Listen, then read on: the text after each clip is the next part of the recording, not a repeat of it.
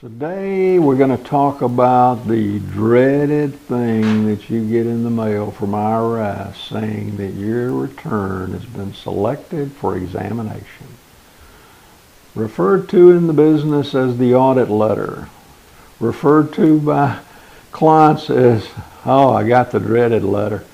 In any event, the normal reaction is to pick up the phone and call your return preparer. I would suggest that before you do that you give this some thought.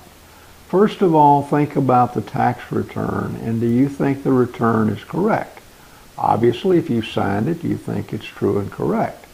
But sometimes you've been a little more than just aggressive in underreporting income or overstating expenses.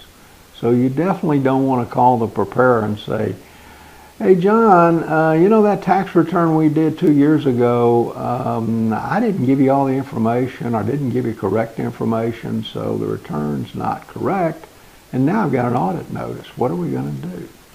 Well, many times the preparer will say, don't worry about it, I'll take care of it, and that's a big mistake. Let me back up and say to you that if a return preparer signs a return or has significant participation in reviewing the return, and the return is grossly erroneous, then that preparer can be penalized for being negligent.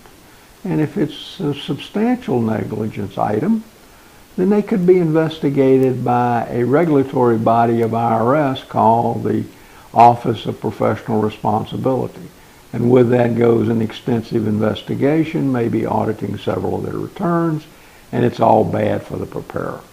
So if you put the preparer in a position of having to say, the client did it or I did it, the error is mine or the error is the client's, then there's a definite conflict of interest. I suggest to you that if there are issues in a tax return, or if during the audit issues surface in a tax return, that you immediately step away from the preparer and hire an independent person that's qualified to represent you.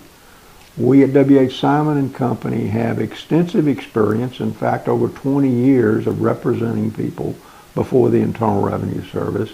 I'm Bill Simon, the founder of the firm, and I spent 15 years with IRS, and most of that was in the examination division of IRS.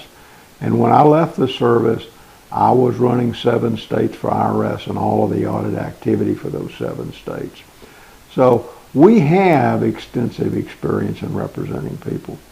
You really should have another person, a third party, represent you in an audit if you want to, 1, save money on taxes, save money on penalties, and hence save money on interest, and possibly, in a severe case, avoid the trauma of a criminal investigation, because it can lead to this. So keep that in mind as you decide on how you're going to handle this examination.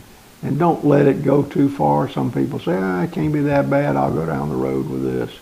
And then the next thing you know, you're being interviewed by a revenue agent, and he's talking about omission of income, overstatement of expenses, and your preparer is sitting there silent, letting you tell them all of this stuff, keeping in mind that the preparer's already had a conversation with the examiner before that meeting. So not a good idea to have a preparer represent you for a lot of reasons, and that is a significant reason. So please keep that in mind. I appreciate your attention in this matter, and we always look forward to serving you. Feel free to contact us at the information below to provide you with free consultation.